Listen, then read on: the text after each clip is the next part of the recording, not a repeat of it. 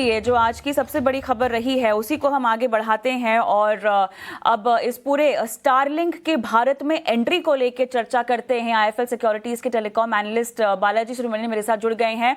आपका बहुत बहुत स्वागत है।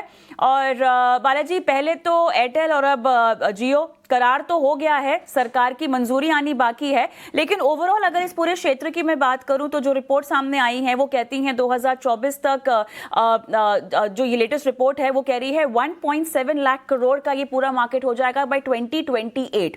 ठीक है, अब उस बीच स्टारलिंक आ गया है और उस क्षेत्र में उस एरियाज में ये देगा सर्विसेज जहां पर हम देखते हैं ट्रेडिशनल ब्रॉडबैंड प्रोवाइडर्स अब तक नहीं पहुंच पाए हैं। कैसे देखते हैं आप इस पूरे करार को जो पहले एयरटेल के साथ हुआ और अब जियो के साथ हुआ? मेरे हिसाब से ये दोनों टाई अप्स जो हुए हैं स्टारलिंक का एयरटेल और जियो के साथ, वो स्टारलिंक के लिए एक डिस्ट्रीब्यूशन चैनल बन सकते हैं दोनों एयरटेल और जियो, क्योंकि उनके पास 10 लाख से ज्यादा दुकान है हर एक कंपनी के पास। तो वो डिस्ट्रीब्यूशन चैनल पे वो स्टारलिंक के टर्मिनल्स बेचेंगे, तो उसमें थोड़ा रेवेन्यू शेयर और कमीशन मॉडल जो होगा, तो एयरटेल और जियो को अपना पैसा मिल जाएगा। तो वो है इनिशियल स्टेजेस में। लेकिन ये देखना है कि वो स्टारलिंक का अभी भी वो लाइसेंस जो अप्लाई किया है, लगभग 2.5 साल हुए हैं लाइसेंस अप्लाई करके, अभी भी डीओटी से लाइसेंस स्टारलिंक को मिला नहीं, और इन स्पेस से भी उनका ऑथराइजेशन मिलना है।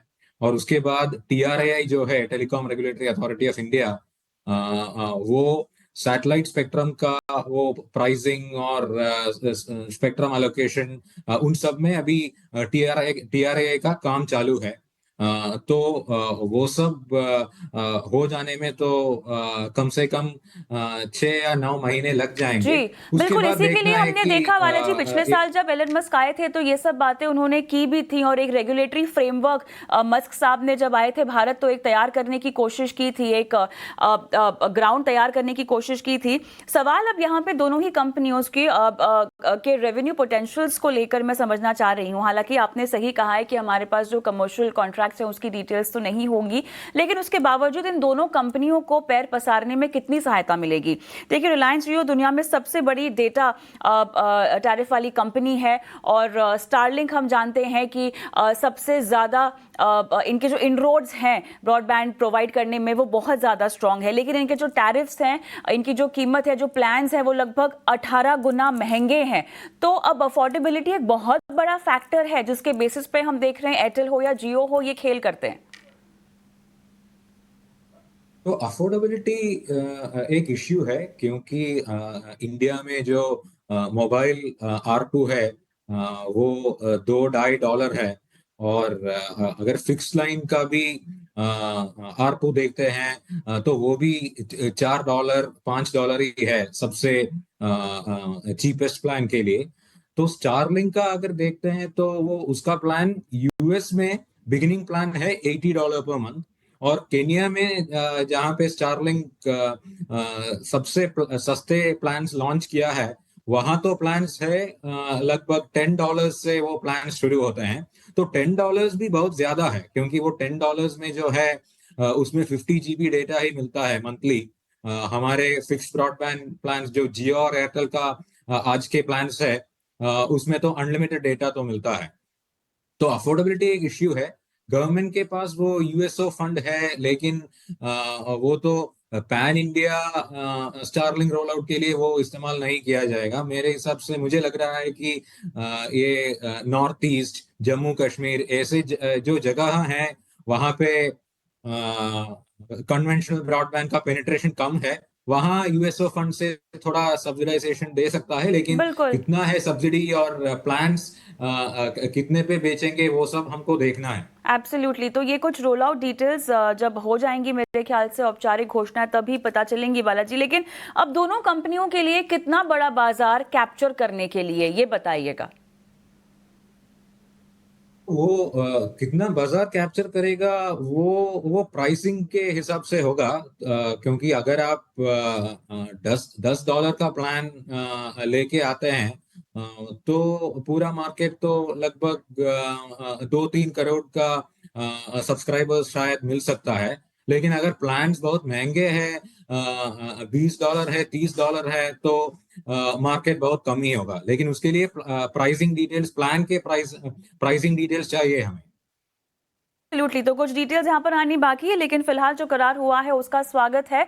और अब देखना होगा कि प्राइस वॉर्स किस तरह से छिड़ती है और कितनी अफोर्डेबिलिटी जो है स्टारलिंक दे पाता है इन टर्म्स ऑफ प्राइसिंग। बहुत बहुत धन्यवाद आपका, आप जुड़े हमारे साथ और पूरे मामले को समझाया। स्टारलिंक इंटरनेट, स्पेसएक्स ने एयरटेल और जियो के साथ हाथ मिलाया है। इस डील से भारत को आखिर क्या फायदा होगा, और इस पर हम एक एक्सपर्ट के साथ बातचीत करेंगे। बालाजी सुब्रमण्यन हमारे साथ जुड़ेंगे, लेकिन पहले हमारे सहयोगी सुमित चतुर्वेदी से हम बातचीत करते हैं और सुमित से समझते हैं कि ओवरऑल करार क्या हुआ है। तो सुमित, पहले हमने देखा एयरटेल और अब जियो, क्या कुछ करार में बातें सामने आई हैं? कल भारतीय एयरटेल ने अनाउंस किया, आज रिलायंस जियो ने अनाउंस किया। दोनों कंपनियां बड़े पैमाने पर स्टारलिंक के साथ अपने जो कह सकते हैं इक्विपमेंट्स लेकर आएंगी। आप समझते हैं स्टारलिंक्स क्या है? स्टारलिंक जो है वो एक satellite based internet service provider है। अगर हम डिफरेंस करें तो अभी जैसे हम अपने घरों में, शॉप्स पे और बाकी जगहों पे हम राउटर्स लगाते हैं, राउटर्स के थ्रू एम्पलीफाई करते हैं ब्रॉडबैंड को, उतने एरिया में ही जाता है।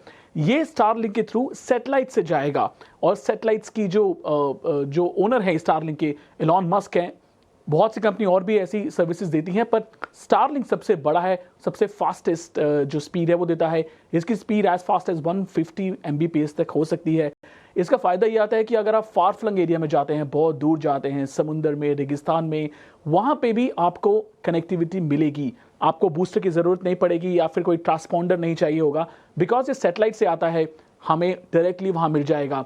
एग्जाम्पल है यूक्रेन ने अभी लड़ाई जब शुरू हुआ रशिया से, तो क्योंकि सारे टावर्स गिर गए थे, टावर्स टूट गए थे, सैटेलाइट इंटरनेट यूज़ किया स्टारलिंक का, और काफ़ी कम्युनिकेशन इस्तेमाल किया स्टारलिंक का। यूक्रेन एक एग्जाम्पल है। सो अब इंडिया में भी आएगा, और दोनों ने, अंबानी मित्तल ने एलॉन मस्क से हाथ मिलाया। हालांकि कि अभी परमिशन मिलना बाकी है, पर लगता नहीं कि परमिशन मिलना बहुत मुश्किल होने वाला है।